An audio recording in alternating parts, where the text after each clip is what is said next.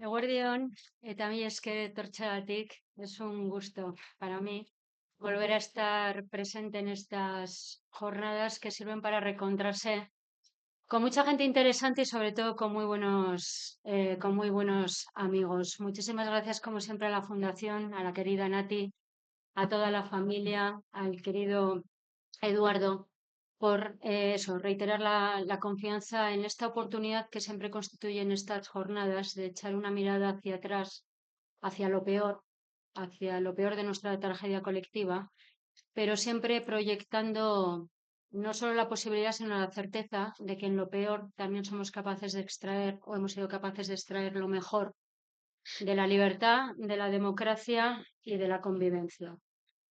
Recordar, el verbo recordar, el ejercicio de recordar, proviene del latín recordis, que es volver a pasar por el corazón.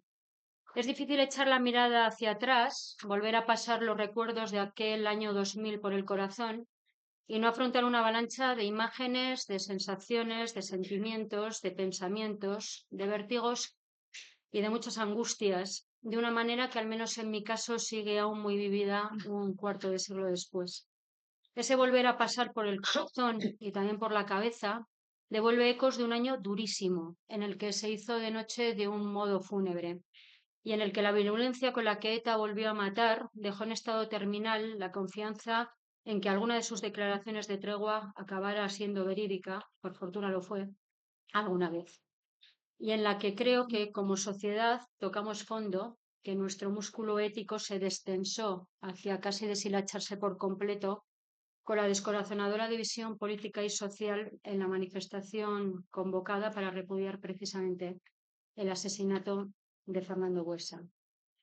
Decía que hablar de aquellos años significa echar una mirada muy desazonadora. Aquella tarde de invierno en el que hacía un calor muy malsano en Vitoria lo recuerda. Todo eso acompañará siempre mi memoria periodística y también mi memoria ciudadana. Como lo hace, y aprovecho a traerlo a colación aquí porque está sentado entre nosotros, una entrevista publicada en El Correo en septiembre del año 2000 con Ramón Jáuregui, donde todavía estaba muy presente la zozobra. Teníamos la zozobra muy a flor de piel por el intento de asesinato de José Ramón Recalde.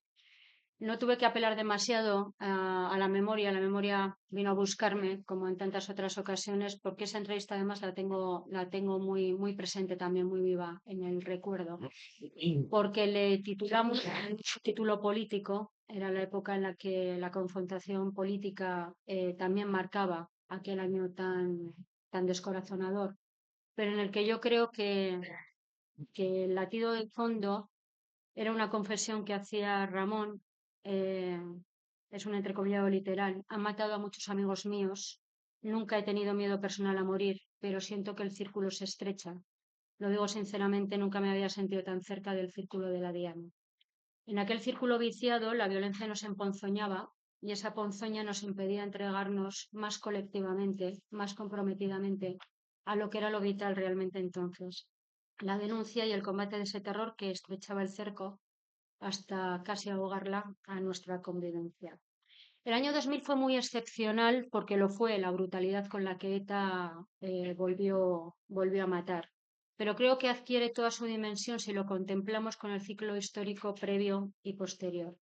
En el previo nos podemos ir remontando a aquellos meses en los que la organización terrorista no mataba, pero no nos dejaba vivir por el impacto de la Kale Borroka, la firma del Pacto de Lizarra, que acolchó aquel alto el fuego. Previamente, la sensibilización, la convulsión social inédita que provocaron el secuestro y el asesinato de Miguel Ángel Blanco. Y si nos vamos incluso más atrás, habría que ir a 1995, a cuando ETA y la izquierda Abertzale arbitran la socialización del sufrimiento y trazan una línea tan perversa como venenosa entre los colectivos a los que mataba y aquellos a los que parecía perdonarles la vida. Y de manera, en ese conjunto, si miramos a lo que pasó después, creo que aquello tampoco se entiende sin las elecciones autonómicas de mayo de 2001 que registraron un enfrentamiento, creo que descarnado, feroz, como nunca se había producido entre nacionalistas y no nacionalistas. Es para mí un gusto compartir esta mesa con algo que es muy importante para los periodistas, con 4 fuentes de información. No se crean ustedes que para los periodistas hay gente más importante que una fuente de información. Pero aparte de la broma, que me la permitirán, con 4 personas que siempre te cogían el teléfono cuando llamabas, eso también es muy importante, y con voluntad de explicar las cosas y de hacer pedagogía a los que siempre molestamos. Bueno, pues son cuatro cargos políticos que han tenido responsabilidades en el país y que han sido importantes en la historia reciente de Euskadi. Los voy a presentar por orden de izquierda a derecha y luego ya empezaremos con las intervenciones. Al final espero que tengan muchísimas preguntas y que me ahorren el trabajo periodístico de tenerlas que hacer yo. Empezamos con Ramón Rabanera, alavés de Vitoria, una larga trayectoria política vinculada en su caso a las siglas del Partido Popular. Fue diputado en Cortes, senador en 2 periodos distintos, en 2 periodos legislativos diferentes, y diputado general de Álava, el cargo en aquel momento más relevante que tuvo el Partido Popular en Euskadi. Bienvenido, Ramón. Gracias. Junto a él está Rafael Larreina, también a la vez de Vitoria, que puede presumir de haber fundado un partido político. No tanta gente.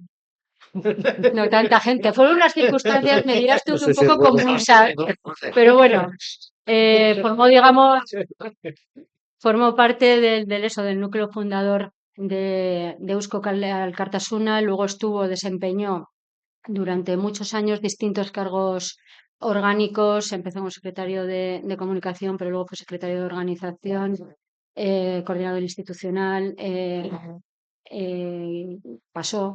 Consumió dos décadas en el Parlamento Vasco como parlamentario, precisamente en aquellos, yo diría que segundos años de plomo, antes ya de pasar como diputado al Congreso bajo, en este caso ya la sigla de Amaiur. Bienvenido, Rafa. Ramón Jáuregui, por Ramón Jáuregui ha sido de todo, ¿no? Menos presidente del gobierno, Ramón, casi. Afortunadamente. Bueno, está concurrida la cosa, para ser presidente del gobierno. Bueno, Ramón es, ya lo saben ustedes, donostiarra de Herrera, sindicalista al frente de la UGT, fue delegado del gobierno en Euskadi, secretario general del Partido Socialista de Euskadi, Euskadiko Ezkerra, vicelehendakari, consejero de Trabajo. Zapatero tuvo a bien hacerle ministro y terminó su carrera profesional en Europa. Bienvenido, Ramón. Gracias. Y de Europa, en Europa consumió 15 años de la vida, ¿no? 15 casi. Quizás con Bilbao Barandica, ella vizcaína de Bermeo, se estrenó en la política con eso que todo el mundo dice que es tan enriquecedor, que es la actividad municipal. Fue concejala de su pueblo antes de dar el salto a la política vasca. Fue la primera mujer en presidir el Parlamento Vasco y después, como decíamos, 15 años en Europa. Nos has dejado hecho un poco unos zorros, ¿eh? Está un poquito mala Europa. Bueno, pues hechas las presentaciones, comenzamos. Lo vamos a hacer ahora al revés. Vamos a ir en este orden. Y como les decía, cada uno de ellos hará una intervención y espero que les suscite tanto interés como para que se peleen por hacer preguntas al terminar. Muchísimas gracias. Egunon, Lourdes, mila esker guztioi, lagunoi, eta mila esker Fernando Buesa Fundazioari gaurko gonbidapena luzatzeagatik eta, bueno, aukera hau eukiteagatik. En primer lugar, quiero dar las gracias a Natividad, a sus hijas e hijo, porque tras el asesinato de Fernando Buesa, su marido y padre, junto a su escolta Jorge Díez Elorza, hermano e hijo, no se quedaron bloqueadas en la condena. Durante estos años han convertido ese horrible momento del 22 de febrero del 2000 en un motivo para construir paz, país y convivencia. Por eso creo que sois una semilla decisiva para que germinase la paz de que hoy disfrutamos. Un testimonio que sigue siendo necesario para garantizar la no repetición de aquella violencia. Una actitud vital que proclama verdad, y justicia y que reclama más que una reparación judicial, que nos obliga a todas y a todos a mirarnos hacia adentro y a poner en valor cada día ese acuerdo básico, prepolítico, que nos une en la paz, el diálogo, el respeto a la vida y los derechos fundamentales de todas las personas, que nos vacuna también contra la polarización y la posverdad, que pone en su sitio a las muchas y muchos que fueron incapaces de abandonar durante tantos años una siniestra complicidad con la violencia, a los que siguen impulsando actos de glorificación del crimen, conductas que siguen incubando odio. Un odio que, como ocurrió el domingo pasado a unas manzanas de aquí, rebrota tratando de camuflarse tras una etiqueta honorable. El otro día, un supuesto antifascismo. Hoy, la suspensión de unas clases en la Universidad del País Vasco. Son esas personas las que tienen que superar su historia, saldar sus cuentas con su pasado, que nada tiene ni de heroico ni de glorioso. Eso es lo que creo que os debemos y me siento obligada a decirlo y agradecerlo y felicitarlo también, Sorionak. En este panel de actores en un tiempo al límite me preguntaba, ¿fui una actriz en un tiempo límite? Y creo que sí. Como todos los que vivimos aquel tiempo, también los compañeros que me acompañan y que estuvimos en primera línea. Llegué a la presidencia del Parlamento, ya lo ha dicho Lourdes, deslizándome por lo que hoy conocemos como acantilado de cristal. Algunos lo califican como trampa sexista, pero muchas de nosotras hemos accedido a posiciones de poder en situaciones parecidas. Yo tenía entonces un espejo en el mundo del fútbol. Ana Urquijo, la única mujer presidenta que ha tenido el Athletic Club, llegó a Ibaigane cuando nadie se animaba a resolver la tremenda crisis interna que vivía el club. Jamás ha vuelto a tener una mujer. Recordemos el contexto del momento que me piden analizar. Desde febrero del 2004, ETA tenía suspendidas sus acciones armadas. Euskadi soñaba con el fin de ETA y aspiraba a vivir en paz. El río que nos trajo aquel primer ensayo general para el fin de ETA bajaba muy revuelto. Tras el dinamitado de consensos básicos como el Pacto de Ajuria Enea, el debate político se caracterizaba por la crispación, la desconfianza y la polarización. No entraré aquí en detalles de todos conocidos y que habéis podido escuchar a lo largo de estos 2 días. Pero me resulta obligado subrayar que fue doloroso para mí sustituir en la presidencia del Parlamento a Juan Mari Atutxa. Mi antecesor en el cargo es la persona que ha sufrido más intentos de asesinato por parte de ETA. Menos mal que no lo consiguieron. Socios aparentemente imposibles, y más en aquel clima, pues aliaron para impedir su elección. Por un lado, los entonces denominados constitucionalistas votaron 9 veces consecutivas con la izquierda abertzale en el Parlamento para evitar su elección. Los primeros acusaban a Atutxa de colaborar con ETA por no disolver el grupo parlamentario. La otra parte, presuntamente beneficiada por las decisiones que llevaron a la inhabilitación de Juan Mari, no le perdonaban su papel en la deslegitimación de la violencia. La arbitrariedad de lo que luego ocurriría en los tribunales fue corregida por el Tribunal de los Derechos Humanos de Estrasburgo, pero generó un enorme desgaste para un poder del Estado que ante una situación idéntica en el Parlamento de Navarra tomó decisiones divergentes. Aquel episodio solo es comprensible en el ambiente de polarización tan magistralmente retratado en obras documentales como el libro Cocidito madrileño, del periodista Javier Vizcaíno, y criticadas desde una perspectiva académica en el ensayo La desfachatez intelectual firmado por el profesor Sánchez Cuenca. En ese clima y ante el empate infinito, el presidente de mi partido me anunció que había decidido cambiar de candidato. Me iban a proponer a mí. No pude ni elegir ni pensármelo mucho. Un cuarto de hora después era la primera mujer que presidía el Parlamento vasco. Tuve entonces claro que debía contribuir desde aquella responsabilidad a hacer política de otra manera, a desarmar también la palabra, a reconstruir puentes y renunciar al rédito a corto plazo que ofrece la polarización. El programa estaba claro y me obligaba, en primer lugar, a trabajar para crear otro clima político, recuperar la estabilidad, la serenidad, la humanidad, la confianza entre diferentes, tejer complicidades, restablecer los contactos personales dificultados por la polarización, reconocer y respetar al otro como primer paso para devolver a la política otro tono de relación, hacerlo con generosidad, comprensión, empatía y flexibilidad. Por eso, en mi primera intervención, pedí la colaboración de todos, porque lo contrario solo iba a agrandar la brecha entre ciudadanía, instituciones y política. Este proyecto de mejora de la democracia se concretó en 10 conceptos. Un decálogo: humanizar, sosegar, acercar, abrirse a la participación, compartir, trabajar en red sobre los procesos de decisión, corresponsabilizar, implicar a las personas con transparencia y participación, simplificar, mejorar procesos y lenguajes, integrar otros liderazgos horizontales, femeninos, evaluar, cooperar y arriesgar. En segundo lugar, la innovación política. El Parlamento, un cubo de cristal. Convertir el Parlamento en un espacio de puertas abiertas, visible, intercomunicado y sintonizado con lo que la sociedad esperaba y necesitaba de nosotros. Soluciones. Poner la innovación política y la tecnología al servicio de un plan para convertir el Parlamento en un cubo de cristal, abierto, transparente y participativo. En definitiva, cultivar y cuidar cada día la democracia. Como decía el exdirector de la UNESCO, Federico Mayor Zaragoza, el siglo XXI será el siglo de los ciudadanos, una centuria en la que la gente dejará de acatar las decisiones que no emanen de un sistema realmente democrático en el ámbito local y mundial. Por ello, siguiendo con el trabajo que puso en marcha Juan María Atutxa, desarrollamos el programa de difusión Zabalik, un newsletter que permite al ciudadano acceder a todos los expedientes multimedia de los temas que quiere seguir y, a través de otro programa, Partehartu, participar, y que presentamos municipio a municipio a través de un autobús divulgativo denominado Parlamauto.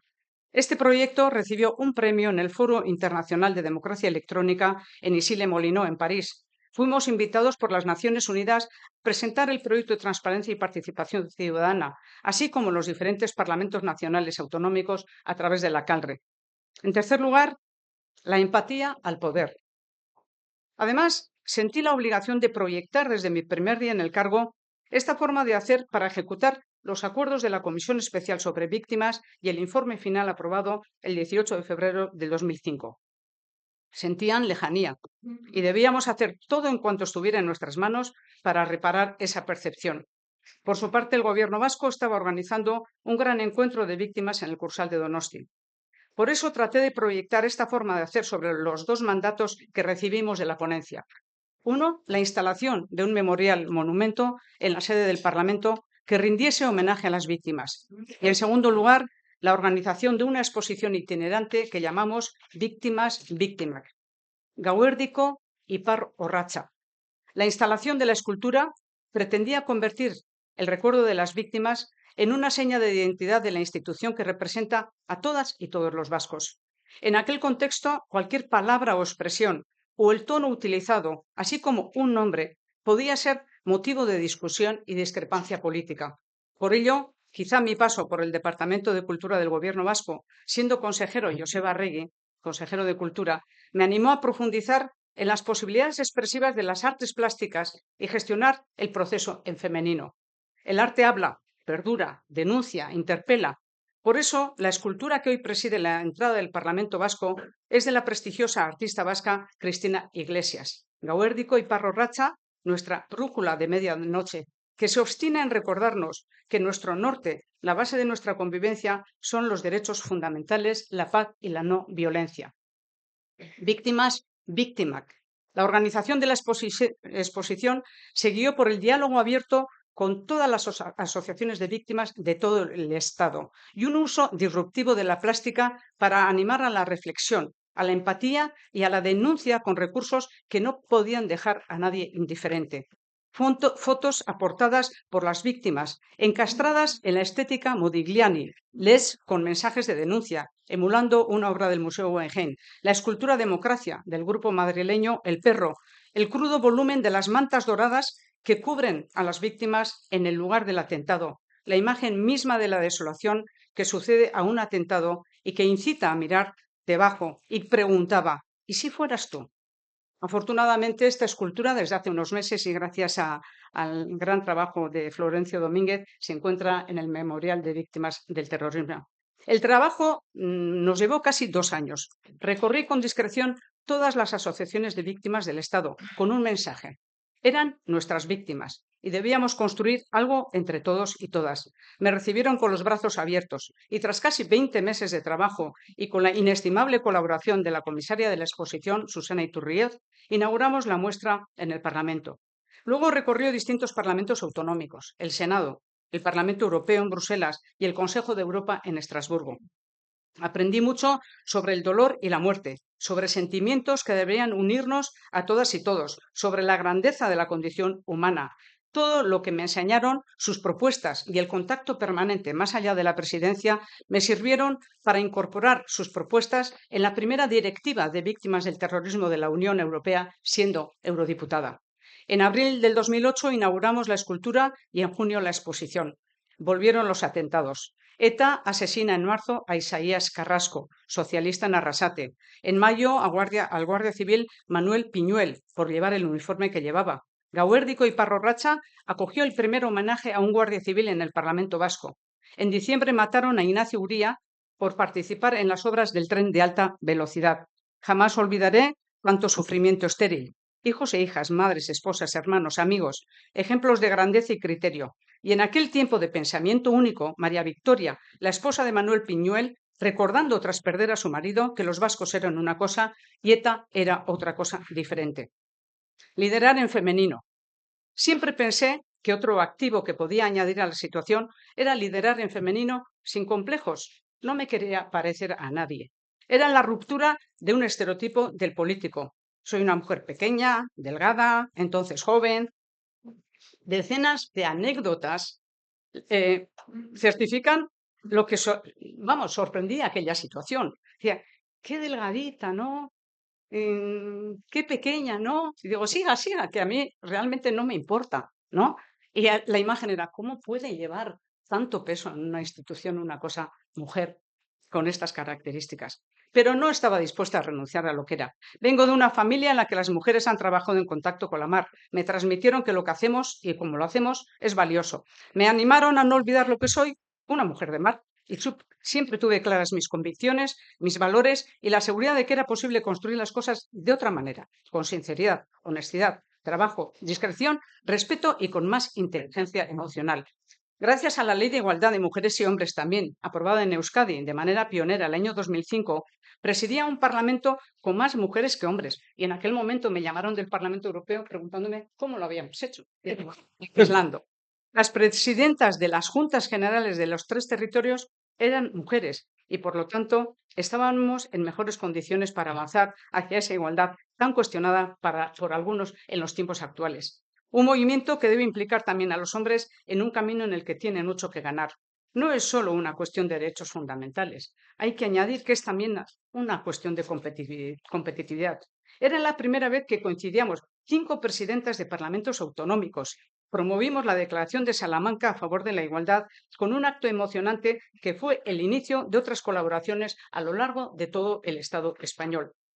Hoy, mirando hacia atrás, siento que estuve, sinceramente, donde había que estar, que puse mi energía, conocimiento y entusiasmo al servicio de la convivencia, lo intenté y conservo un patrimonio que me anima a creer que aquellos años de jornadas interminables, de las privaciones que impone un escolta, merecieron la pena. Me certificaron que estar dispuesta siempre a escuchar, a reconocer y respetar a los adversarios políticos enseña, construye, produce la confianza desde la que se puede empezar a construir y genera una excelente relación con las muchas personas que, animadas a funcionar del mismo modo, tanto me ayudaron en el camino. Hoy, la mayor parte de los puentes que me empeñé con muchos otros en reconstruir siguen en pie. Y por ello estoy en paz con mi conciencia y profundamente agradecido a todos y a todas. Eskerrik asko.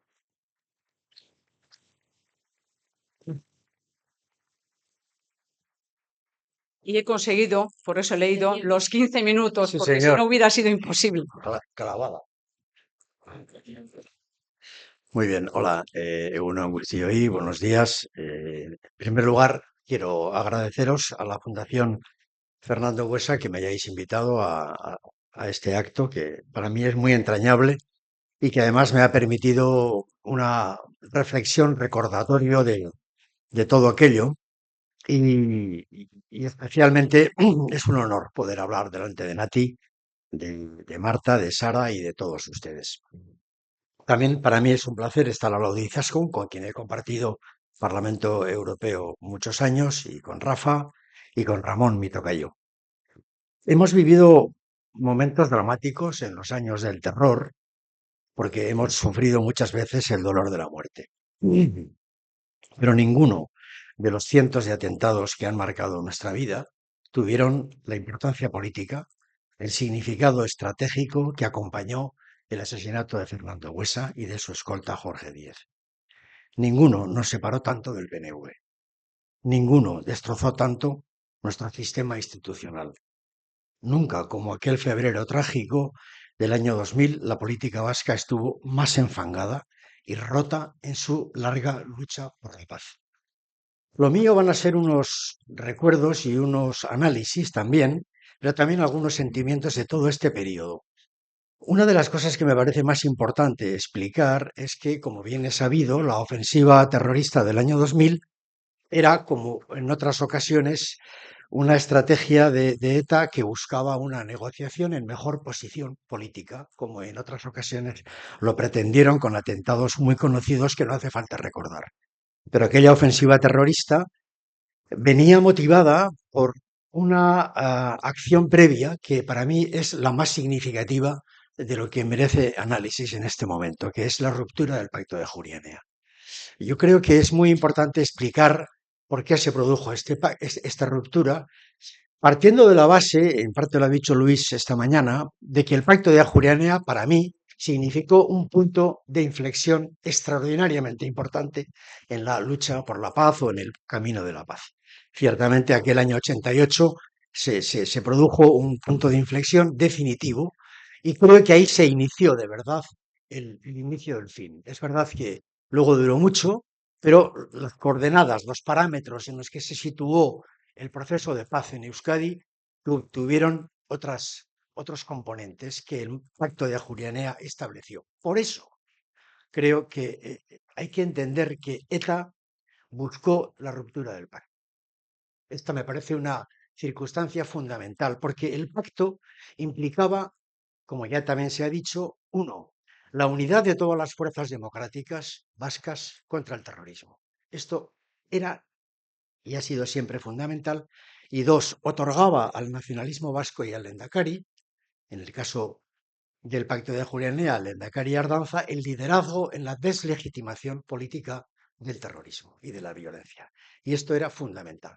Es más, las bases del Pacto de Ajuria Enea, no conviene olvidarlo, era paz por presos. Era paz a cambio de reinserción, participación y estatuto. Esas tres bases estaban en el pacto. Y esto fue lo que fundamentó aquella unidad. Y ETA necesitaba romper eso, porque si no, no era posible explicar la estrategia que ha venido después. ¿Por qué se rompe? También se han dicho esta mañana algunas razones, Luzgar ha dicho algunas.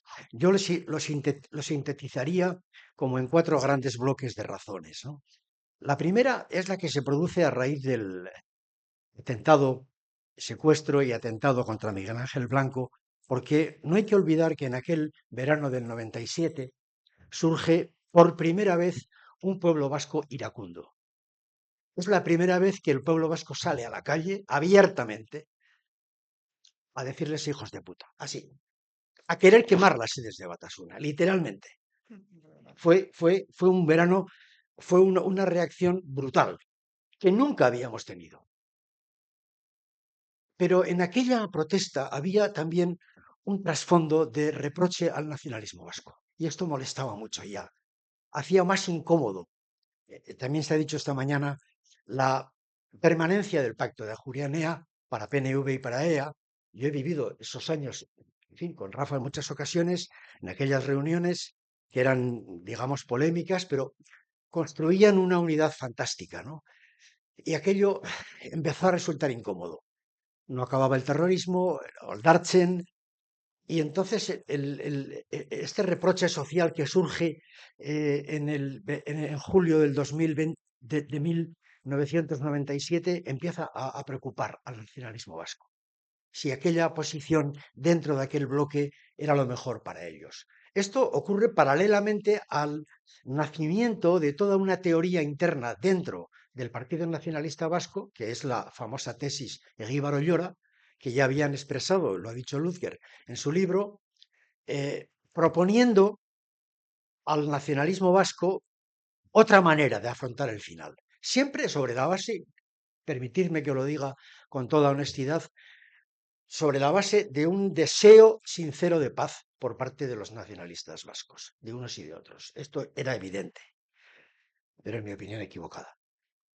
Y esta pretensión, con esta articulación teórica que presentan Eguíbar y Ollora, se coincide con abril del 98 con el acuerdo de Good Friday. Es el acuerdo de Irlanda y del final del terrorismo del IRA, sobre la base de que allí se había, en cierto modo, acordado algo así como una autodeterminación progresiva del pueblo irlandés. Fue una interpretación equivocada, porque hoy podemos decirlo, 30 años después, Irlanda del Norte sigue siendo británica. Y los que quieren ser irlandeses conviven con los que quieren ser británicos. De manera que, sin entrar en detalles, lo cierto es que eso también influye. Abril, insisto, abril del año 98. Y esto también coincide con el fin de la era Ardanza, porque Ardanza se va a marchar. Todo el mundo sabe que él ya ha dicho en su partido que no va a ser el candidato próximo, el siguiente va a ser Ibarretxe. Ibarretxe está mucho más, digamos, sintonizando desde el punto de vista ideológico con la vía Ollora y Eguíbar y con el abrazo a la autodeterminación como fórmula final de la violencia, es decir, a favor de una negociación del ideal que explica la violencia. El documento Ardanza, y esto también es importante señalar, se produce en enero del año 98. Y ahí está la ruptura. Iturgaiz, presente en ese pacto, recibe instrucciones de Mayor Oreja para irse del pacto. Nicolás Redondo, representante del PSOE, yo ya me he ido del PSE, yo estoy con Almunia en la ejecutiva en Madrid. Nicolás tiene dudas, pero ciertamente el documento de Ardanza cambia, el documento Ardanza, enero del 98, cambia la tesis del Pacto de Ajuria Enea, porque lo que propone es fin de la violencia y negociación de sus reivindicaciones. Esto no es lo que contemplaba el Pacto de Ajuria Enea, no lo dice exactamente así. Yo hablé con Ardanza, Ardanza estuvo enfermo en ese periodo, tuvo una intervención quirúrgica, me acuerdo cuando se rompió el pacto definitivamente, cuando se marcha Nicolás, yo hablé con él me decía, si no hubiera estado enfermo esto no se habría roto, no sé qué, pero yo le decía, y creo que tuvimos razón, es que se han cambiado las bases. ¿Y por qué hay una coincidencia entre el documento Ardanza, la ruptura del pacto de Ajuria Enea y el pacto de Lizarra? Bueno, pues porque ciertamente hay una convergencia temporal, ya lo estáis viendo, estamos hablando de enero del 98 y septiembre del 98, que es el acuerdo de Lizarra. Estamos hablando además de una convergencia en los principios, porque el planteamiento del documento Ardanza era tregua, fin de la violencia. Esta fue una condición inexcusable por parte del nacionalismo, pero le promete la suma política para la defensa de sus objetivos. Esta es la circunstancia.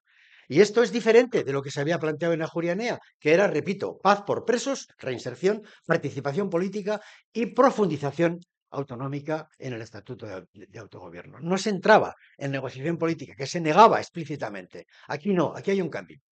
Y ese cambio es explícitamente el deseo de sumar fuerzas políticas nacionalistas para la defensa del proyecto que explicaba la violencia, que era la autodeterminación. Esta ruptura, claro, se produce paralelamente a unas elecciones que gana Ibarretxe y el PNV en el año 98. 98, octubre del 98, 25 de octubre del 98, en plena tregua, un mes después de comenzada la tregua. Gana el Partido Nacionalista Vasco, pero el apoyo político que recibe ese gobierno es de PNV, EA y Euskal Herritarrok. Y un año después, cuando ETA le exige al PNV y a EA que sigan en su compromiso de defender conjuntamente lo que habían prometido en el pacto, y es que convoquen un referéndum único en Euskadi, en Navarra y en Iparralde, cuando obviamente los dos partidos le dicen que no, esa es la razón que ETA explica para romper la tregua. Yo creo que el intento fue bien intencionado, pero fueron engañados. Abiertamente lo digo, porque los resultados son los que todos sabemos. Y claro, el atentado contra Fernando Buesa nos provoca una ruptura, como he dicho al principio, total. Yo viví esos días, como todos vosotros, pues bueno, con una mezcla de sentimientos, pero una sensación de fractura política con el Partido Nacionalista Vasco, con el que personalmente yo había construido no solamente la coalición, sino incluso el propio pacto, que en mi opinión era derivada del propio pacto que hicimos en el año 87. Y los actos de protesta producen una escenificación que no puedo por menos que citar porque fue pues muy dolorosa para muchos de nosotros porque estábamos en la calle eh, gritando contra ETA mientras la otra parte se manifestaba en defensa del Lehendakari. Grosso modo, no entro en detalles. Bueno, de manera que esa es un poco la situación, ¿no?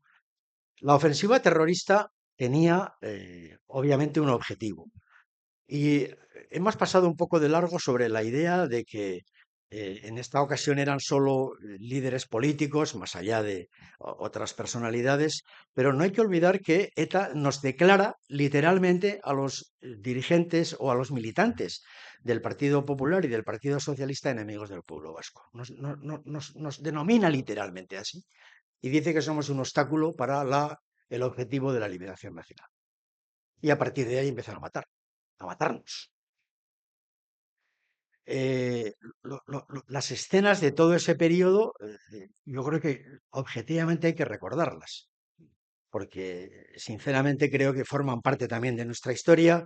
Todos hemos cometido errores, ¿eh? Yo no quiero hacer reproches a nadie, pero quiero decir que honradamente en esta larga historia, pues nadie tiene digamos, la única verdad, ¿no? Pero sinceramente en ese periodo, PSOE y PP vivimos tiempos verdaderamente dramáticos que conviene recordar, porque nosotros en aquellos años, concretamente, claro, lo que pretendía, es curioso esto, antes no se ha dicho, ¿no? Al elegir a los dirigentes políticos del PP y del PSOE como objetivos, era un poco como cuando ETA mataba policías, guardias civiles y militares, considerando a estos los poderes fácticos. No olvidemos que ETA siempre tuvo esa impresión, que no había una democracia plena en España y que verdaderamente los poderes fácticos eran los militares y la policía. Y entonces mataba a esos, ¿no? Ahora ya había comprendido que la democracia era de verdad. Y entonces quien obstaculiza su proyecto somos los partidos políticos que la lideramos. Entonces, bueno, recordar algunas cosas. Claro, todos los concejales del PSOE y del PP en Euskadi estuvieron protegidos, todos. Si teníamos 250 o 300 concejales, cada uno tenía dos escoltas. Eran todo policías, eran ertzainas, eran guardias civiles y eran policías privados. Cuando uno iba a una sede de un partido a dar una charla, yo me acuerdo de muchas, y llegaba a la sede de Hernani a dar una charla y allí había 30 o 40 personas fuera de la puerta del partido. Es que aquello era una cosa, era un espectáculo, ¿no?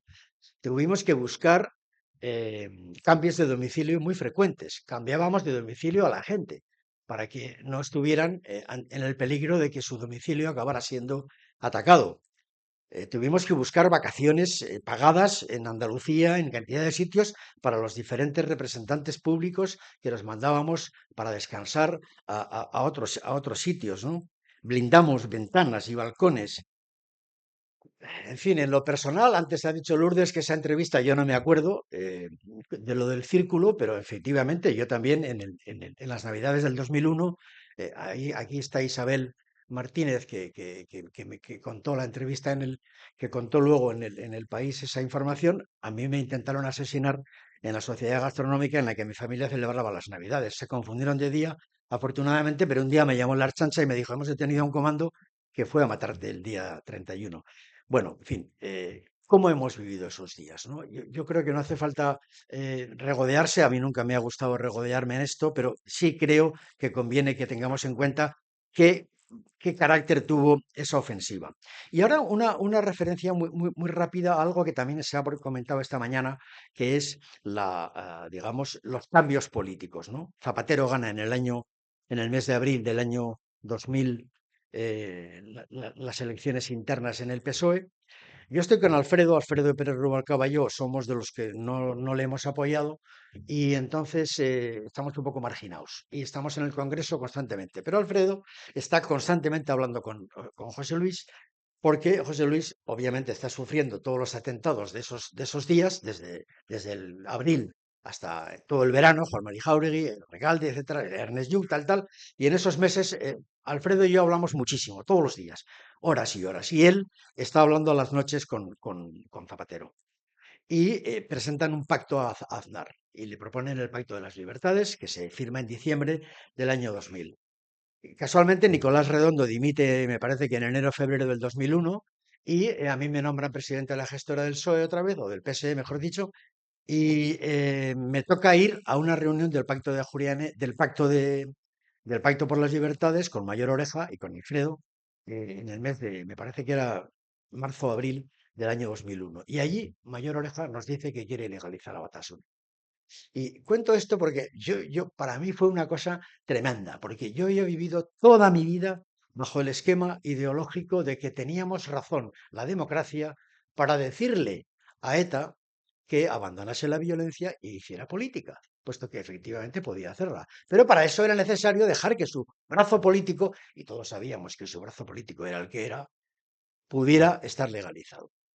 Y ese esquema en el que hemos estado todos, porque en eso hemos estado 25 años, desde el comienzo, bueno, desde la democracia, se rompe, porque Mayor Oreja nos dice, los voy a ilegalizar.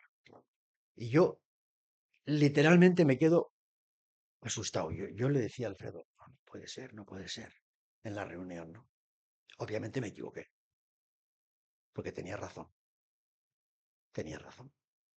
Luego lo hemos visto con Bermúdez de Castro, hablando del tema penitenciario, pero realmente era necesario cambiar la ecuación. Si matáis, no podéis hacer política. No podéis. Y como matáis, porque nos estáis matando a nosotros, se acabó. Tuvo razón. Y nosotros lo aceptamos, ¿eh? Y yo me acuerdo que personalmente viví esto como un verdadero drama porque dije, joder, pero ¿a dónde vamos? ¿Pero qué es esto? Pero era verdad. Y había que cambiar toda la ecuación. Y lo comento porque, en fin, en esto, pues como he dicho antes, pues todos tenemos oportunidad de reflexionar, ¿no? Y efectivamente tuvimos la oportunidad de decirles a ETA que mataban, y esa es la famosa frase de o votos o bombas, pues no podían estar. Y eso ayudó sin duda a que los sectores de la izquierda abertzale que querían aproximarse a una solución política final de la violencia, porque también veían el final por otras muchas causas y no me detengo en ellas, pues efectivamente pudieron hacer lo que todos hicieron o hicimos para que al final fuera tan feliz. Conclusiones y permitirme una de ellas, ¿no? El plan Ibarretxe y antes los firmantes del Pacto de Estella pretendían convencer a ETA de que no hacía falta la violencia porque la unidad nacionalista traería la autodeterminación. Y en mi opinión se equivocaron, porque no comprendían que los estrategas de ETA jamás pondrían en sus manos la gestión de su historia. Nunca iban a dejar que otros, sus rivales políticos, hoy lo sabemos, fueran los protagonistas del proceso final. Y olvidando que la asimilación de sus objetivos políticos estimulaba la continuidad de la violencia. La solución nunca estuvo en asumir el ideario político del terror, nunca, sino en derrotar la idea de que la violencia era un medio necesario. Y ahora, y termino con una reflexión sobre una pregunta que ha surgido esta mañana, sobre el final de ETA. Yo no puedo comprender cómo puede haber todavía alguien que considere que ese final no se ha producido. No ha habido en la historia de la humanidad conocida de fenómenos violentos como el que tuvimos en Euskadi un final tan feliz como ese. No ha habido un final tan perfecto desde el punto de vista de no concesión política ninguna, ni siquiera de paz por justicia, que es como se suelen hacer los procesos de paz en Colombia o en Irlanda, porque a los 2 meses de final del Good Friday no había presos en ninguna cárcel, ninguno. Y aquí siguen en la cárcel. Y aquí no se ha cambiado ningún artículo jurídico, político de nuestra Constitución ni de nuestro estatuto, ninguno, nada, ninguna concesión. Ha sido un final maravilloso, conseguido entre todos. Gracias.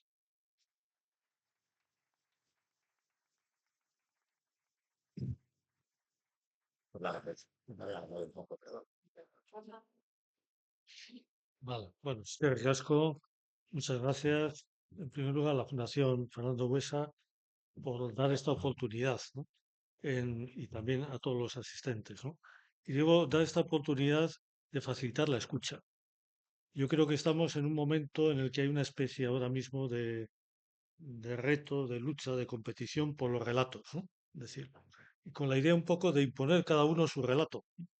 Y creo que eso no es positivo. Creo que si somos capaces de escuchar otros relatos, ¿no?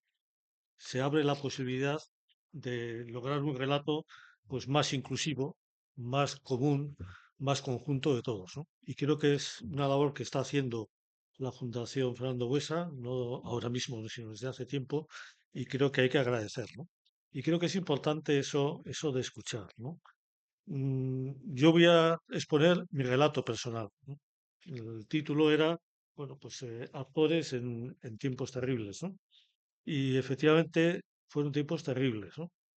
Para mí el asesinato de Fernando Buesa y también de Corta, ¿no? Eh, fueron muy impactantes porque me trajeron a la mente otro asesinato que es el primero que a mí me impactó y que en cierta forma impulsó mi militancia por conseguir la paz, porque acabe el terrorismo, por mejorar el país, ¿no? Que fue el de José María Portell, ¿no? Yo entonces estaba en la universidad en San Rico y a mí siempre me había gustado mucho el mundo de la comunicación, ¿no? Y estaba con varios compañeros de allí, de la universidad, eh, con la idea de impulsar una especie de periódico universitario, ¿no? Pues para explicar cosas escrito por los estudiantes, etcétera. Y en esa idea, pues conectamos con el que entonces era redactor jefe de la Gaceta del Norte y director de la Hoja del Lunes de Bilbao, que era José María Porter, que curiosamente pues nos atendió, conectó con la idea y la verdad es que tenía mérito, ¿no? Porque 4 chiquilicuatros que estábamos allí estudiantes, pues nos hizo caso y estábamos trabajando en ello. Y yo había estado con él más veces y había quedado con él para el día siguiente al que lo asesinaron. Entonces, cuando se produce eso, lógicamente es un impacto muy fuerte, ¿no? Yo tengo grabado aquello, al día siguiente fui a la Capilla Oriente, que estaba en la sede de la Asociación de la Prensa, en la calle Ledesma, que es un sitio bastante tenebroso, ¿no? Me acuerdo, tengo yo grabada esa idea de entrar en un sitio muy oscuro.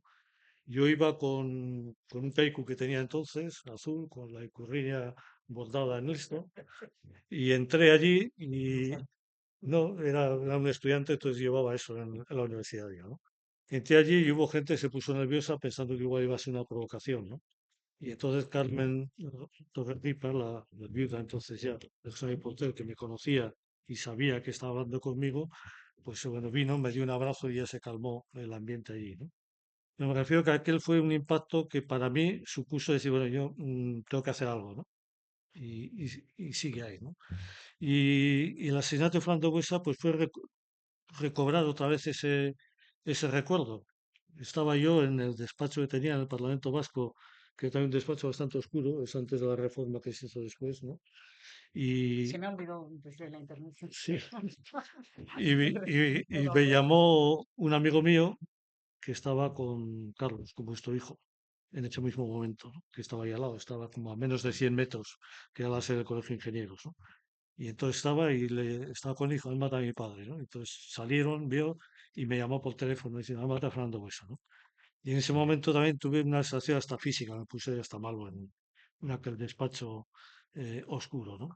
Y me pasó un poco también lo mismo con José Mari Corta. José Mari Corta había estado hablando con él a comienzos de julio, antes de irme yo de vacaciones que me fui a Pirineos, ¿no? y le mataron justo cuando estaba volviendo, ¿no? Y también fue un impacto, pues, eso que mata a una persona con la que acabas de estar, ¿no? En el caso de Fernando Buesa, además, pues habíamos compartido muchas charlas, ¿no? Coincidíamos todos los sábados en la tertulia de Radio Euskadi, en el pasaje de Postas General Álava, y luego nos tomábamos un café en uno de los bares que estaba allí, que luego un compañero mío del partido me dijo que había estado en ese bar, que le habían dicho desde que más tarde no ha vuelto a entrar Rafa en este bar, ¿no? Quizá por esa sensación, ¿no? Y habíamos hablado mucho, ¿no? Y habíamos hablado relativamente hacía poco de toda la situación, y Fernando Buesa tenía esperanza en la paz, ¿no? Y yo creo que su vida y su trabajo era precisamente basado en esa esperanza de que la paz se podía conseguir, ¿no? Y por eso para mí fue un impacto importante, ¿no?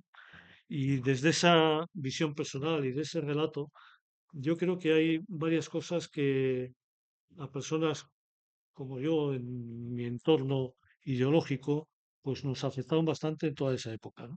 En primer lugar, una idea que muchas veces se ha transmitido, ¿no? Es decir, que la sociedad vasca no había reaccionado ante la violencia hasta el asesinato de Miguel Ángel Blanco, ¿no? Y yo creo que no, las grandes manifestaciones, las primeras manifestaciones fueron en el año 81 y 83, tras el asesinato de Eduardo Rían, el ingeniero de Lemonis, ¿no? Y de Martín Barrios, que era el capitán de farmacia, ¿no? Y fueron unas manifestaciones enormes. Yo ayer mismo veía una foto de toda la calle de Autonomía repleta de gente, ¿no? Es decir, la sociedad vasca no fue indiferente al dolor, ¿no? Otra cosa es que pudo haber distintas formas de manifestación, pero las primeras manifestaciones masivas fueron en el año 81 y 83, ¿no? Y luego se fueron repitiendo más, ¿no? Y ese es uno de los temas también que, bueno, pues que a mucha gente le preocupa. Y bueno, la sociedad vasca no fue indiferente. Es verdad que sí pudo estar más callada, pudo estar menos callada, tuvo miedo, etcétera, ¿no? Estuvo toda la labor de Gesto por la Paz, ¿no? Es decir, muchos compañeras y compañeros míos estaban en Gesto por la Paz, ¿no? Es decir, en Vitoria-Gasteiz, la pancarta de las concentraciones de la Plaza de Correos, pues la guardaban compañeros y compañeras mías, ¿no? De partido, ¿no? Es decir, habían estado muy pendientes de ese tema, de ese compromiso, ¿no? Ese compromiso por la paz, ¿no? También en esta época, después de esto de los años 90, desde el Juego Altasuna también se impulsó otras concentraciones para lo que denominábamos, entre comillas, vulneraciones de derechos humanos pequeñas o menores, ¿no? Es decir, cuando había amenazas, cuando había roturas de comercios, etcétera, ¿no? Entonces, bueno, pues nosotros también decidimos concentrarnos con una pancarta que decía Salbuespe y Níquez, o sea, sin excepciones, ¿no? Es decir, porque muchas veces parecía que se transmitía también esa idea de bueno, que las otras cosas en la sociedad podían parecer menores, ¿no? Y eran tan importantes como otras porque es la base de lo otro. Si se puede una cosa, se puede también lo otro, ¿no? Y ese es uno de los temas que estaba también en la cabeza, ¿no? Otro de los temas que suele salir, y hay diferentes relatos, ¿no? El pacto de Lizarra, ¿no? Yo creo que no se rompió con el documento de Ardanza, se rompió desde la perspectiva mía y de más gente con el tema de la autovía. Cuando se cambió la autovía de Lizarán, ahí se rompió con el principio del Pacto de Ajudanea, ¿no? Y a partir de ese momento yo creo que el Pacto de Ajudanea fue utilizado por unos y por otros, ¿no? Igual también por parte de mi partido, ¿no? Como un elemento de confrontación política. Y yo creo que la ruptura empezó ahí, porque ahí empezó la desconfianza. Y cualquier pacto, si no está basado en la confianza, pues tiene muy poco futuro, ¿no? Voy a poner aquí el reloj para no pasarme. Se me ha olvidado darle empezar. Eh, Ese es uno de los elementos fundamentales que se rompió, ¿no? Y yo creo que ahí estuvo la base, ¿no? Luego todos los temas también, que hay otros relatos y otro un relato diferente, es que el pacto de Ajudanera pretendía la exclusión de los no nacionalistas, ¿no? Eso no estaba en la filosofía de los que firmamos. Y de hecho, recordaréis que sobre la firma de aquel documento hay varias interpretaciones, ¿no? Porque efectivamente ETA a los dos partidos que habíamos estado pues, en las conversaciones buscando ese acuerdo, ¿no? Que era un acuerdo no de una tregua, sino un acuerdo para empezar a construir la paz, ¿no?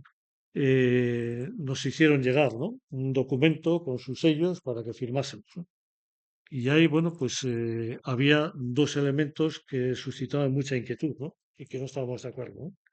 y reunidos en el despacho de la Seusko Alkartasuna que yo tenía en Donosti, pues estuvimos Joseba Eguíbar y yo mismo, se incorporó Carlos Garaikoetxea y ahí vimos por unanimidad, con las consultas que tuvo que hacer cada uno, y Joseba Eguíbar con su partido, que efectivamente aquello no podía firmarse tal como estaba, ¿no?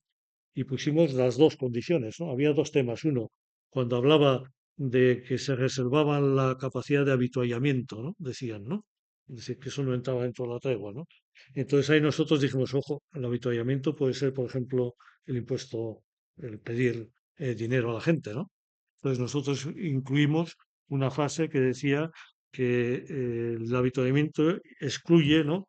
La vulneración de cualquier derecho humano, ¿no? Precisamente para garantizar que no pudiese haber ese otro tipo de cosas, ¿no? Y el tercero es el tema de eso, de la exclusión de otros políticos, ¿no?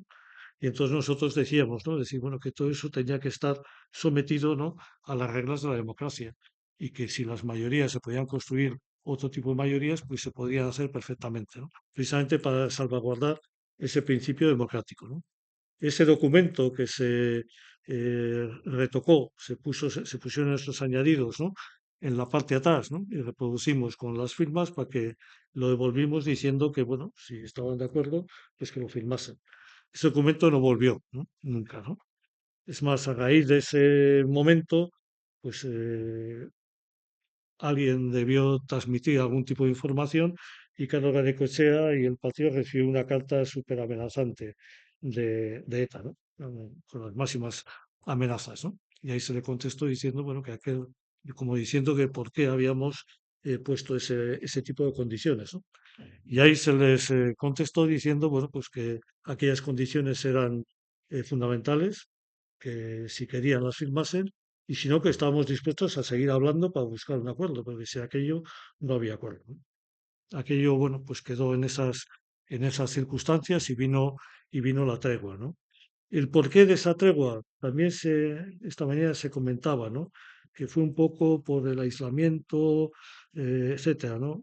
El fin de la tregua, el convencimiento vino a partir de una asamblea de un congreso del Sinn Féin en Irlanda, en el año, yo creo que fue 95, en el que fuimos invitados Eusko Alkartasuna y también Batasuna, y en aquel congreso, Batasuna llevaba una propuesta pues, para que se aprobase y nosotros llevamos otra. Y se aprobó en el congreso del Sinn Féin, la propuesta llevábamos nosotros, que hablaba precisamente del rechazo total de la violencia. Esa fue la primera señal de alarma en el mundo de Batasuna. Como sabéis, el mundo de Batasuna ETA siempre ha tenido una especial reverencia al Sinn Féin y al proceso irlandés, ¿no? Entonces, bueno, contemplar que el Sinn Féin empezaba a darles la espalda, ¿no? Y aprobaba en su congreso un documento, ¿no? Referido también al País Vasco, ¿no? Diciendo que, pues, que la violencia no tenía cabida, fue el primer elemento de alarma, por decirlo de una forma, y lo que inició el cambio que se produjo en muchas cabezas de ese mundo de que algo había que hacer y que ese no era el camino, ¿no? A partir de ahí vino después el Pacto de Lisboa, etcétera, las compensaciones motivadas por ese tema, ¿no? En esa época también fue muy dura también para los ediles y cargos públicos del Partido Socialista y Partido Popular, pero también para los ediles y muchos cargos públicos del PNV y de Escuadra, ¿no? Es decir, la presión que tenían en muchos pueblos fue tremenda, ¿no? Con amenazas, incluso algún edil nuestro tuvo hasta un pequeño secuestro, otros tenían gatos muertos que les colgaban en la puerta de su casa, etcétera, ¿no? Y es gente también, yo creo que merece también el reconocimiento, porque muchas veces en todo eso se ha obviado el sufrimiento de todas esas personas, ¿no? Que eran personas que, claro, estaban las 24 horas del día, los 7 días de la semana, las 4 semanas del mes, los 12 meses del año allí, en el pueblo, ¿no? Y ahí tuvimos, pues bueno, pues experiencias también, pues desagradables de mucha de esa gente, ¿no? Que dio, bueno, pues hizo un esfuerzo importante también por defender la democracia, ¿no? Y ese es otro de los temas también que nosotros echamos en falta en en algunos relatos, ¿no? Hay otros elementos también que en aquella época suscitaron, pues, inquietud, desasosiego, ¿no? Por ejemplo, antes ha estado el magistrado de la Audiencia Nacional, ¿no? Como en todas partes, no se puede generalizar, ¿no? Es decir, siempre hay personas que hacen unas cosas y hacen otras, ¿no? Pues la Audiencia Nacional en aquella época fue un elemento que propició muchas afiliaciones a ETA, ¿no? Es decir, hubo mucha gente que entró en la Audiencia Nacional sin ser de ETA, que no eran de ETA, simplemente porque se habían detenido porque aparecían en la agenda de alguien que podía estar en ETA, ¿no? Y que el aislamiento es a los que los sometían, ¿no? Yo he tenido experiencias directas de familias de esas personas que te decían, queremos llegar allí, queremos ponerle un abogado de la familia, ¿no? Ibas a la Audiencia Nacional y te ponían todo tipo de obstáculos para que la familia hablase con esa persona detenida, para que pudiese ponerle el abogado de la familia, ¿no? Mientras que los abogados del colectivo de presos pues tenían todas las puertas abiertas y todas las facilidades tremendas, ¿no? ¿Por qué? Porque al final yo creo que había en el subconsciente estaba decir, bueno, pues un detenido más, ¿no? Un juzgado más es una nueva eficacia contra el terrorismo y en el otro lado decía, bueno, pues un preso más, una nueva foto para la narcotaberna, ¿no? Y yo creo que ese es un tema también que suscitó mucho dolor en mucha gente de nuestro entorno, del entorno nacionalista, del entorno del Partido Nacionalista Vasco y de Eusko Alkartasuna, ¿no? Y estas son cosas que yo he vivido de forma directa, ¿no? Como también creo que jugó un papel también muy negativo, y hay que decirlo también, aunque pueda sonar duro, ¿no? El papel que jugó la Guardia Civil en toda esa época, ¿no? Desde ahí se produjeron también vulneraciones de derechos humanos importantes, ¿no? Y bueno, y hay que decirlo, y mucha gente está esperando todavía que por parte de la Guardia Civil se diga algo. Entonces exigimos al mundo de Sortu, etcétera, y hay que exigirlo, ¿no? Yo soy el primero que lo he seguido durante muchos años, ¿no? Y mi partido también, ¿no? Pero también a la Guardia Civil habría que exigirle que diga algo, ¿no? Yo tengo una experiencia también muy concreta. Una persona que había estado detenida en Francia porque era la compañera de una etarra, había tenido ahí una pequeña condena pues, por colaboración, acababa la condena, tenía un problema de salud, la familia se puso en contacto conmigo pues, para saber si tenía causas pendientes aquí, para ver bueno, cuál era la situación, ¿no? Hicimos los contactos con el gobierno de entonces, con la presidencia, que nos pusieron en contacto con Interior y con la Audiencia Nacional y efectivamente dijeron que no tenía ninguna causa pendiente. Y quedamos con el magistrado de la Audiencia Nacional, que bueno, el procedimiento era que entregaban en la frontera a la policía francesa, lo recogían, lo llevaban a la Audiencia Nacional y que sus padres se la podían llevar a casa, ¿no? Bueno, llegó el día, los padres estaban con el magistrado en la Audiencia Nacional, le entregan en la frontera y de pronto desaparece. La familia, el propio magistrado histérico, porque nadie daba razón de dónde estaba, ¿no? Al final, a última hora de la tarde, le dicen que está en un hospital de Gerona, ¿no? La familia va a Gerona, entra en el hospital y por el pasillo se cruza con pues decía, una especie de armario, un tío muy grande, ¿no? Que le dice, eso le pasa a su hija por negarse a colaborar. Bueno, pues estuvo hospitalizada, tardó pues una semana en llegar a la Audiencia Nacional, que la pusieron en libertad, ya vino aquí, habíamos hecho los trámites con Osakidetza para el tratamiento médico, etcétera, ¿no? Bueno, todas esas cosas han pasado también y muchas veces han generado también en nuestros ámbitos pues esa sensación de, de inquietud, ¿no? De desasosiego, ¿no? Y creo que también todas esas cosas tienen que formar parte de ese relato, ¿no? Y creo que es uno de los elementos importantes, ¿no? Y también por parte de las instituciones, ¿no? A veces también se ha dicho, es que las instituciones gobernadas por nacionalistas han sido indiferentes o tibias, ¿no? Frente al tema del terrorismo, etcétera, ¿no? Pues yo tengo también otra experiencia, ¿no? De una institución de fuera de la comunidad autónoma que tuve que hacer una gestión por una persona que estaba gravemente amenazada, es decir, con dianas todo su entorno familiar, ¿no? Y vivía en un sitio pues que era una auténtica ratonera, ¿no? Y hablé pues con la persona que estaba en la alcaldía de esa institución, pues para ver si se podía hacer una modificación en una zona, pues para facilitar que darle más seguridad a esa persona. Bueno, pues no hubo ninguna respuesta, ¿no? Es decir, me refiero que en todas partes ha habido de todo, ¿no? Y efectivamente en el ámbito igual nacionalista, pues también ha habido personas pues, que no han hecho todo lo que tenían que hacer, pero también en otros sectores también ha pasado cosas de estas, ¿no? Porque quizá muchas veces, y es uno de los temas de fondo, y es uno de los temas que ahora mismo estamos viviendo, ¿no? Y que a mí me preocupa, ¿no? Que es que se ha utilizado el tema de ETA como instrumento de actuación política, ¿no? De confrontación política. Es decir, lo que tenemos ahora mismo, ¿no? Si ahora mismo, ah, gracias a Dios, aquí en el País Vasco, en la Comunidad Vasca, no está pasando, ¿no? Pero a nivel estatal, en Madrid, pues parece que ETA está en el discurso político para agredir al otro continuamente, ¿no? Y creo que ese es un elemento que hay que romper con ello, ¿no? Yo creo que hay que eh, no dar esa victoria, ¿no? De la ideología de la violencia precisamente a quienes nunca tienen que haber tenido esa victoria, ¿no? Y decir que ETA sigue ahora mismo vigente, pues yo creo que es recordar algo o venir a decir, bueno, que ETA sirve para algo, ¿no? Y creo que la gran, al menos el gran aprendizaje, ¿no? La gran lección que yo al menos saco en mi vida, en mi experiencia personal, ¿no?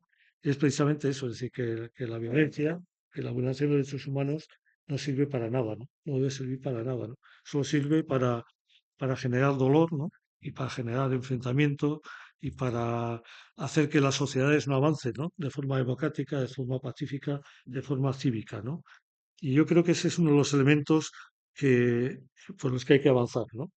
Y esta semana pasada leía una frase de León XIV, ¿no? Que creo que puede servir, ¿no? Volviendo un poco al comienzo que decía del tema de la escucha, ¿no? Decía, no hay justicia sin compasión, ni legitimidad sin escuchar el dolor ajeno. Creo que uno de los problemas que ha habido a lo largo de toda esta historia es la indiferencia ante el dolor ajeno, ante el dolor del otro, por parte de muchas personas de un lado y de otro, ¿no? Y creo que es uno de los elementos, ¿no? Es decir, es importante esa compasión, es importante escuchar, ¿no? Y precisamente la legitimidad viene pues de escuchar, de comprender, ¿no? Y de subrayar la importancia de que en materia de derechos humanos nunca acaben excepciones.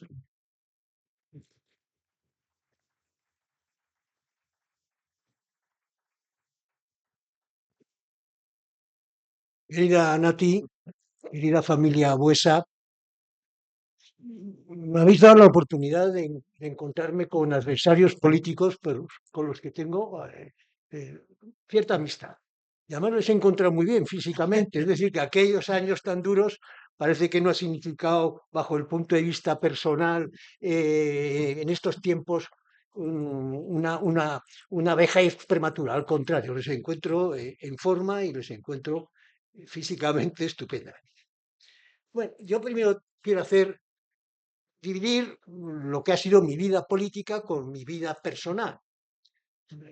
Nadie puede explicar una vida personal sin no saber el porqué de esa vida personal.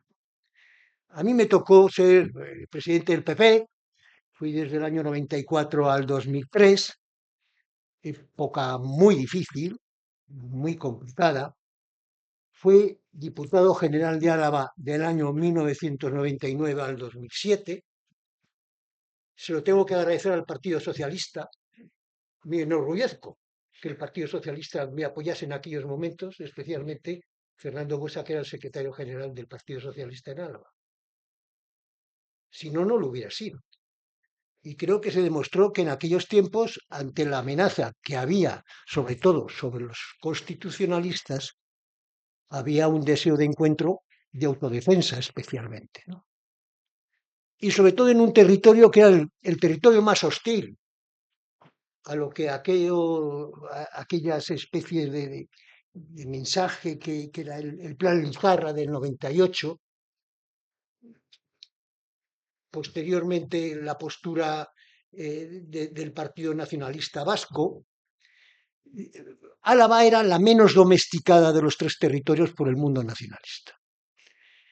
Y en ese ambiente me tocó ser diputado general. Si a eso añadimos que antes había existido en Álava Unidad Alavesa, que era un movimiento muy parecido a Unión de Pueblo Navarro, pero que había prácticamente monopolizado lo que era el centro derecha, os imagináis que no me encontré en una situación muy fácil, ¿no? Fue una situación complicada bajo el punto de vista político. en donde yo os voy a decir una cosa. El primer día que llegué a diputado general, lo primero que hice fue poner la bandera de España en el balcón de la Diputación. ¿Por qué? Porque estaba en la ley. Yo me acuerdo cuando un día Andar me dijo, oye, es que hay que ser, porque uno es un poco rebelde. Yo he sido rebelde ante mi situación personal en el País Vasco y algunas veces con los míos. Y creo que no es malo, ¿no? Me dijo, oye, Ramón, que hay que ser más duro. Dije, oye, yo llegué a la Diputación Foral de Álava, me encontré sin bandera española y estaba tú gobernando. Oye, y la puse yo, ¿no? Pero aquello, ¿qué significaba, no? Pues significaba, pues que yo sabía que todas esas situaciones significaban mayor riesgo para las personas, ¿no? No andaba equivocado. Si estoy aquí con todos vosotros, es porque tuve mucha suerte en la vida, cosa que no la tuvo Fernando. Yo recuerdo aquellos años, porque yo he sido localista, yo cuando lo oigo a Ramón y a Rafa, estos han sido más importantes que yo. Yo he sido un localista, yo he sido de aquí, del territorio alavés, ¿no? Pero yo me acuerdo de aquellos años cuando me tocó hacer el PP. El PP con UA no existía y tenía que ir pueblo por pueblo a las cocinas a buscar candidaturas, a buscar a gente. Y me reunía allí en la cocina con el que quería yo entrar en las listas y después de varias horas de intentarle convencer, y su mujer, sus hijos, todos, que no, que no, que no, que no, conseguirlo y al día siguiente pues llamarme y decirme, por ejemplo, mira Ramón, ayer ya estaba convencido, pero es que hoy me he encontrado con un vecino y me ha dicho, oye, has estado con Rabanera, no te apuntes porque no te va a venir nada bien. Es decir, había una presión, no solo ya de ETA, una presión social con lo que no era el mundo nacionalista. Y eso hay que reconocerlo. El no ser nacionalista en aquellos tiempos, al margen del miedo al terror, el miedo a la bomba, era el miedo al aislamiento social. Eso estaba muy extendido, ¿no? Y ahí yo hubiera pedido por parte del mundo nacionalista una mayor comprensión y no precisamente un aumento de las dificultades para que nosotros pudiéramos tener la representación política que podíamos tener los constitucionalistas. A mí me pasaba que iba a poblaciones, pongo el ejemplo de Salvatierra, donde éramos la segunda o tercera fuerza en unas elecciones generales y resulta que no encontrábamos un candidato. Y no era porque no hubiera gente, ahí estaban las votaciones, es porque había una presión tremenda para que no hubiera candidatos y para que no hubiera gente que pudiera dar la cara por unas ideas que en aquel momento pues conllevaban un riesgo, ¿no? Es decir, que aquel mundo en que yo me encontré en aquella situación hacía muy difícil que los constitucionalistas podíamos hacer una auténtica labor política representativa, porque sabíamos que nos jugábamos mucho más que lo que es la política en sí, nos jugábamos mucho más el negocio, la vida, el poder vivir tranquilamente, el poder disfrutar lo que disfrutaban otros. Y en contra de lo que dice Rafa Larrenga, pero no quiero entrar en ninguna contradicción, es cierto que hubo una temporada en que cuando se asesinaba a alguien es que era guardia civil, es que era militar, es que era una persona que era de derechas. Pero cuando se socializó ya el terror, cuando ya se extendió el terror y comenzó la sociedad a preocuparse, dice, a ver si un día me va a tocar a mí, fue cuando auténticamente pues el pueblo vasco empezó a reaccionar, pero tardó en reaccionar. Y ahí el mundo nacionalista yo le hubiera pedido mucha mayor contundencia en sus denuncias y en sus condenas que la que tuvo en unos tiempos determinados. Bueno, ahora estamos en una nueva situación. Como os podéis imaginar, los trato de tú, yo estoy mucho más tranquilo, es cierto. tuve la suerte de sobrevivir. Tuve la suerte de encontrarme, luego además, con una familia que cuando llegabas a casa, pues no hablábamos de ese tema. Era un tema que en las casas de los amenazados, yo, por lo menos en la mía, no se hablaba.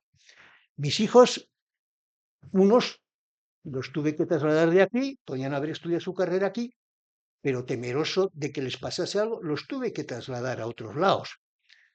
Mi vida fue bastante dura, aunque, por otro lado, bajo el punto de vista de ejercicio de la política, ha sido lo que más me ha gustado en la vida, que es ser diputado general de Álava. Pero mi vida era dura, como era dura la vida de los concejales, los punteros, los políticos, sobre todo los constitucionalistas. Eso es así. Tenía que dormir a veces en hoteles, tenía que cambiar de hoteles. A veces me prohibían salir con mi mujer y mis hijos. Otras veces me llamaban a las 4 de la mañana del Ministerio del Interior, señor Rabanera, hay un comando que le está a usted, que sabemos que está en Vitoria, no puede ir a un acto oficial. Yo decía, mira, yo no tengo más remedio que ir a ese acto oficial. Lo hacía. Tampoco yo era de gran mérito, me voy a poner aquí como valiente, porque no, me correspondía, me tocaba. Es un tema que yo en su momento no pasaba miedo. Lo que creo que sí pasaría miedo sería a mi familia, pero no me lo comentaba. Yo no pasaba miedo. Yo pasé miedo en hacer mal las cosas. Eso sí que pasaba miedo. En no hacerlo bien en la Diputación Foral de Álava. Claro, luego me tocó el plan Ibarretxe. Y me acuerdo cuando hubo aquella iniciativa parlamentaria, pues al día siguiente, en la Diputación Foral de Álava hicimos también una especie de una proclama institucional con el apoyo del Partido Socialista, en el cual decíamos que Álava no entraba en ese plan. Que cuando se habla de que el plan Ibarretxe fracasó, y así lo hizo, yo creo que Álava fue muy importante. Se habla de la justicia, se habla de los partidos políticos, pero yo sobre todo digo que fue Álava. Álava no quería el plan Ibarretxe. Álava no estaba de acuerdo con el plan Ibarretxe. Y claro, un territorio de la importancia de Álava y lo que significaba bajo el punto de vista de que una población con las instituciones tan especiales que tenemos en el País Vasco, con las competencias de las diputaciones, que después un territorio te diga que no, pues yo creo que fue una de las razones y una de las causas de que el plan Ibarretxe no siguiera adelante. Yo no os quiero aburrir más. Yo nada más digo que en estos momentos mi sensación personal, vuelvo a insistir, tranquilidad bajo el punto de vista que ya no me siento amenazado. Creo que ETA ha perdido la partida, no hay la menor duda. Pero sí creo que en estos momentos hay un sentimiento que a mí me duele, que es que cuando dices y recuerdas estas cosas, parece que estás molestando. Yo siempre digo, en la memoria, el recuerdo es positivo. Es la mejor vacuna para que esto no vuelva a ocurrir lo que pasó en esos tiempos. El de pronto recordar los sufrimientos de la gente, de todos aquellos concejales de pueblos menores, porque por lo menos los que estamos aquí hemos logrado un papel institucional, respetado, pero todos aquellos concejales de los pueblos pequeños, todos aquellos que rellenaban las candidaturas sabiendo que les ponían ya en la diana, que les ponían ya en circulación bajo el punto de vista, este es un tío que es de derechas o que es socialista, pero vamos, que es un tío que se siente español. Toda esa gente yo creo que todavía no ha tenido el homenaje que le corresponde. Y ahí yo creo que los partidos políticos, yo ya estoy por supuesto, como os podéis imaginar, de retirada, los partidos políticos y las instituciones tenían que dar un mensaje más claro de lo que significó aquellos tiempos de coraje y de valor de esa gente.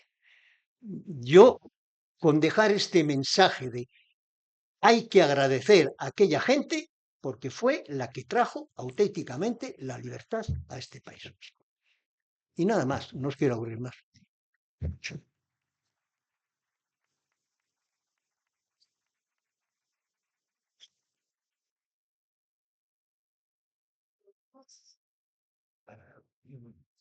Mientras calientan, yo sí tengo una.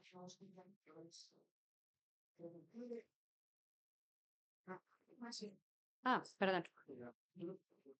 No, Luyer, por supuesto. No, por supuesto. Bueno, un auténtico placer realmente poder escuchar aquí esos testimonios de gente tan importante, testigos de su tiempo. Eso pocas veces ocurre realmente. Eh, bueno, pues muchas gracias en primer lugar a todos vosotros, ¿no? Yo sí, a mí me gustaría, bueno, yo soy historiador, como sabéis, y de los antiguos, que todavía pensamos que, aunque es verdad que la historia es un caos, como tú decías, pero bueno, alguna, alguna línea de orientación ya tenemos ahí. Yo todavía creo que todavía podemos aprender algo. Soy tan antiguo, ¿no? Entonces, si podemos aprender de la historia, que es cierto, eso ya es historia lo que estamos hablando, afortunadamente, ¿no? Em, una de las cosas como aprendemos es aprender de nuestros errores. Y evidentemente a todo pasado siempre es más fácil, ¿no? Ver dónde cometimos un error, que en el momento mismo, cuando estamos bajo presión, tenemos que adoptar una decisión, etcétera, y luego a lo de unos cuantos años nos damos cuenta de que igual fue un error, ¿no? Entonces me gustaría preguntar, bueno, a los cuatro, muy brevemente, ¿no? Eh, si a esas alturas sois capaces de identificar un error, no del otro partido político, sino de uno mismo, en, en ese tiempo que estamos comentando aquí, para poder aprender. Gracias.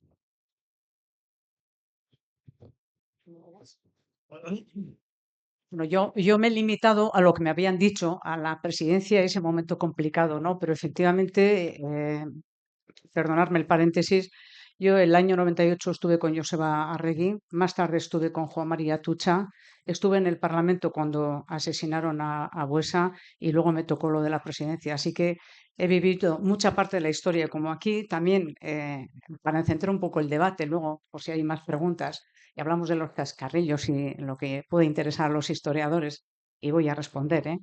El año 98 yo estuve en el gobierno, era directora de servicios. Y los acuerdos, como el de Lisarra, el acercamiento pues a la izquierda abertzale, etcétera, etcétera, no trajeron solamente una ruptura entre socialistas y Partido Nacionalista Vasco. Yo desde el gobierno vi como dentro del Partido Socialista también había puntos de vista diferentes. Y allí Rosa Díez con Nicolás Redondo tenía un conflicto porque tenían puntos de vista diferentes. Digo para los historiadores, para análisis objetivo sobre qué había que hacer, si abandonar el gobierno o no abandonarlo. Había muchas personas del gobierno que decían, no vamos a abandonar porque es que nos queda poco para acabar esta legislatura. Y sin embargo, no hubo una ruptura. El análisis, efectivamente, yo, por eso he tratado de decir que cosas que han ocurrido se explican por el contexto, ¿no? De lo que acontecía, la violencia de ETA, etcétera, etcétera. Yo sí creo que fue un error lo que ocurrió con la manifestación de Buesa en Vitoria. Y aquello vivimos todos como un drama. O sea, yo recuerdo primero el asesinato parlamentaria, como parlamentario, un drama. Pero el contexto, lo que se vivía en la calle, quiero decir, por los sentimientos, por ponerte en la posición del otro, era el insulto y la vinculación por el asesinato de Fernando Buesa con ETA. Entonces, para un demócrata en aquel momento, también esa vinculación resultaba dura, pero la reacción no fue buena. Y yo sí creo que eso, no lo digo como error personal, pero sí creo que no, seguramente no fue lo más correcto.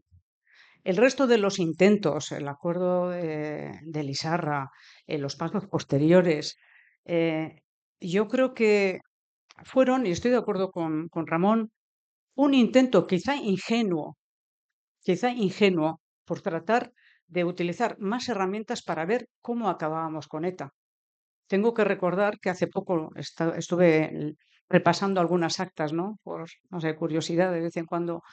Y contra el pacto, el plan Ibarretxe, efectivamente, ha salido en contra.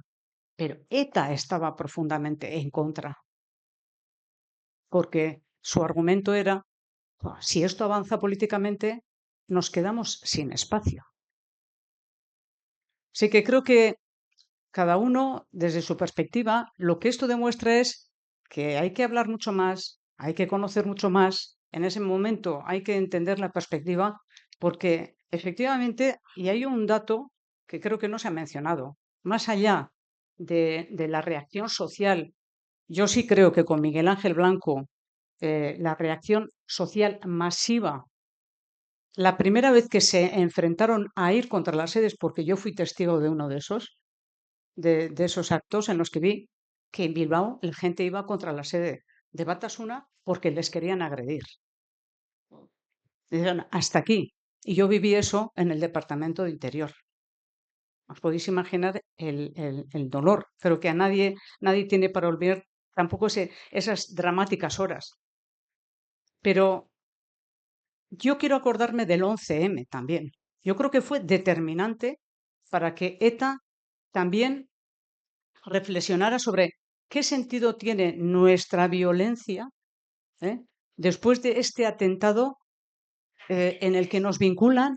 Y yo creo que no se ha analizado suficientemente eso, pero que fue otro de los factores, más allá de la evolución que tuvo reacción. Y luego, a ver, el mundo nacionalista. El Partido Nacionalista fue el primero que convocó una manifestación en el año 78 contra ETA. Solo que luego la situación se ha ido desvirtuando. Y cuando hablamos de víctimas, y yo he hecho antes una mención por situarme solo en los años que viví en la presidencia, una de mis mayores sorpresas, y creo que aquí tenemos que reflexionar todos, cuando me encontré con la Asociación de Policías Nacional, Guardia Civiles y Policía Nacional, que son el colectivo que mayor número de asesinatos tiene, nos dijeron que ellos, el primer rechazo que habían sentido era contra su propia organización, que no les reconocían ni las bajas que tenían. Y aquí es verdad, yo sí creo que sí es verdad, porque es un dato objetivo. El Partido Popular y el Partido Socialista han sido, efectivamente, la amenaza clarísima de ETA. Pero, y esto algo que ha dicho a Rafa, ¿no? En muchas ocasiones, yo como nacionalista vasca también me he sentido, pues, primero incomprendida porque parecía que era colaboradora de ETA, cuando no lo era, y en segundo lugar, cuando ha habido víctimas que por ser nacionalistas no podían decir que eran víctimas y además no se les reconocía esa condición. Y eso tampoco está bien. Eso ha generado también dolor.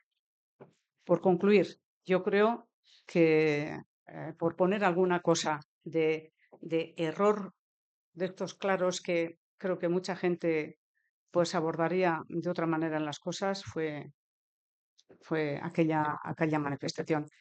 Y sigo insistiendo que a lo largo de todos estos años ha hecho falta otra forma de hacer y otros liderazgos que todavía hoy están ausentes. Y no tenemos más que observar qué está pasando en la política a nivel global. Bueno, Luzger nos pide una autocrítica, yo lo voy a hacer dos, porque entiendo que te refieres o que pretendes, y es un historiador quien nos lo pide, que hagamos una reflexión mirándonos un poco atrás, ¿no?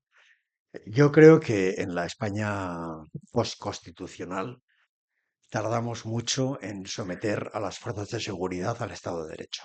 Punto número uno. Punto número dos. Yo creo que el PSOE se fue demasiado lejos en las conversaciones de Loyola. Fin.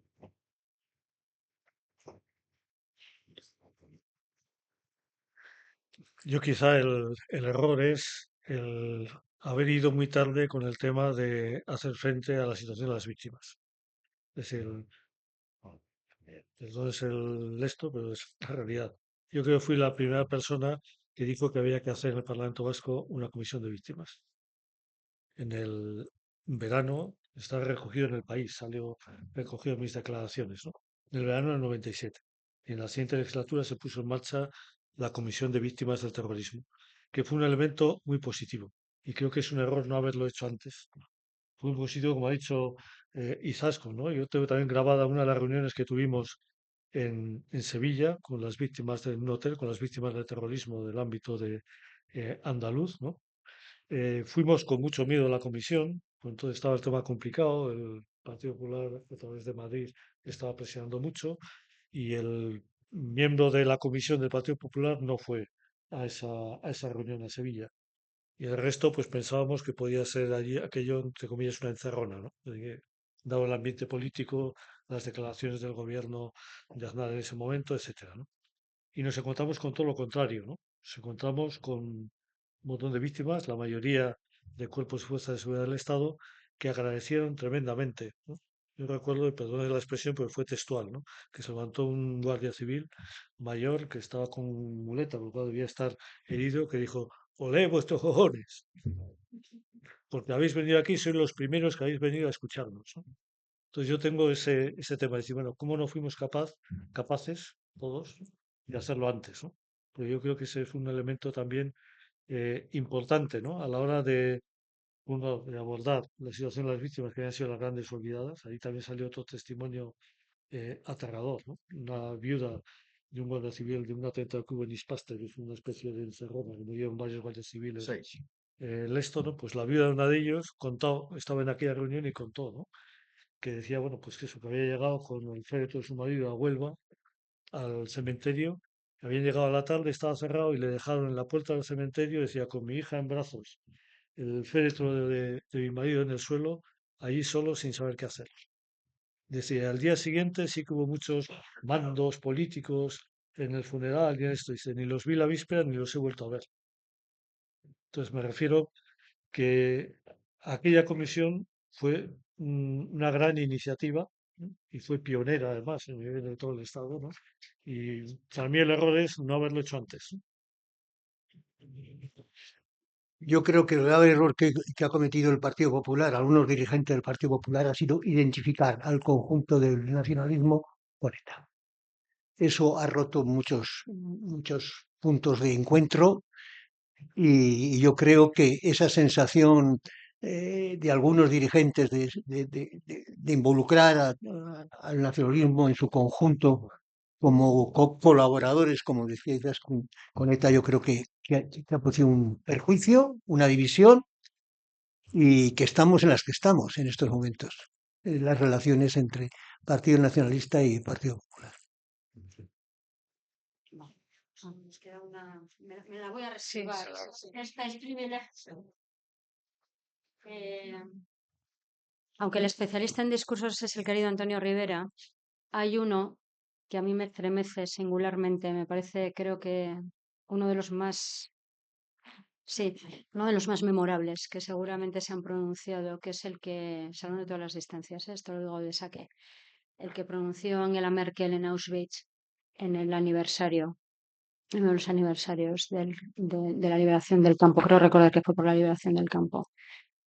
Merkel dijo en aquel discurso, esto también somos nosotros, esto también forma parte de nuestra identidad. Tenemos que asumir los vascos que el terrorismo de ETA es verdad que ha entreverado de otras violencias que lógicamente hay que recordar, hay que reparar y hay que resarcir, pero que el terrorismo tan duradero de ETA también somos nosotros, que eso forma parte también de nuestra identidad. Yo me niego. No, yo me niego. No me siento identificado en absoluto con esa autoinculpación. En fin, yo he estado toda mi vida enfrente de eso y no siento para nada responsabilidad ninguna. Creo que es simplemente la consecuencia de que un grupo de nuestro país, y sí, de nuestros compatriotas, si se quiere llamar así, cayeron en un fanatismo mitológico y entraron en una espiral de la que nos ha costado enormemente sacarlos. pero no, yo no diría como los alemanes se preguntaron a sí mismos cómo fuimos capaces. No siento eso. No siento. Siento que ha habido una sociedad, por supuesto, censurable en muchos aspectos. Pienso que ha habido muchísimas responsabilidades de todos. De acuerdo, lo que queráis, pero la responsabilidad de esta historia no la puedo colectivizar al pueblo vasco para nada. Son unos los asesinos y otros los que sufrimos, punto.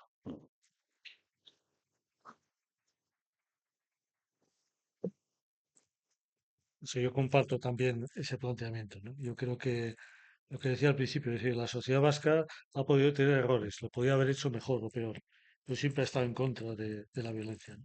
Desde tiempos eso, ¿no? Yo recuerdo en mi época de la universidad, de aquella época cuando estaba en contacto con José Mari Porter, ¿no? Que entonces en la universidad había algunas pintadas que decían, haz la mili con los milis. Era la típica, ¿no? Y algunos hacíamos unas pintadas que decíamos ni mili ni milis. Podíamos objetores de conciencia, etcétera, ¿no? Entonces ya, incluso en el ámbito más juvenil de la universidad, que podía estar como más a favor en aquella época sobre todo, ¿no? A favor de ETA, etcétera, pues había muchas personas, ¿no? De esta sociedad que plantaban cara a la violencia y decían que no, ¿no? Entonces yo creo que identificar todo el pueblo con la violencia creo que no es bueno. Otra cosa es que todos podíamos haber hecho más cosas mejor y otras igual teníamos que no haberlos hecho o haberlos hecho mejor, ¿no? Pero esa identificación global no comparto. Bueno, yo como vasco y como partícipe de esta sociedad vasca, en absoluto me siento responsable de lo que acaba de decir Ramón, ¿no? De que unos fanáticos asesinen como asesinaron, ¿no? No hay justificación posible a quitar la vida a una persona. No hay justificación. Allá ellos, que se justifiquen ellos, pero que no busquen en el conjunto de la sociedad vasca una especie de excusa a lo que hicieron y el horror y terror que trasladaron a toda la sociedad. Se ha dicho hoy por la mañana, un grupo totalitario que nos quisieron someter con demasiado sufrimiento, y lo que yo todavía espero a día de hoy es de muchos dirigentes que estuvieron también entonces, palabras en las que digan que lo que se hizo estuvo mal y lo que estamos viendo hoy en día también está mal. No me siento en absoluto responsable de todas las barbaridades que hicieron y todo el sufrimiento que generaron. Y antes no he mencionado, pero me ha recordado Ramón cuando ha dicho, bueno, contra mí atentó mucha gente o muchas veces y tuve suerte. Tuvo suerte y además un gran trabajo que creo que tiene que ser reconocido también de la Ertzaintza y de las personas que cuidaron a todas las personas que sufrieron esta amenaza siendo escoltados. Y creo que también merecen ese agradecimiento. Las responsabilidades que asuma cada uno, porque todavía, como digo, a día de hoy estamos por escuchar que las han asumido. Pues ha sido un honor y un placer. Muchísimas gracias a los cuatro por la... Micro. Perdón. Yo hablo alto, se me oye. Tengo Pero fama de gritona. Estamos en cierta... Bueno, les decía que ha sido un honor, que ha sido un placer, que muchísimas gracias a los cuatro por hacer memoria y por la sinceridad. Creo que ha sido un ejercicio de desnudez política. Y yo agradezco mucho haber podido estar presente para escucharlo. Gracias a todos y muchísimas gracias a la Fundación Buesa un año más. Gracias. Bueno,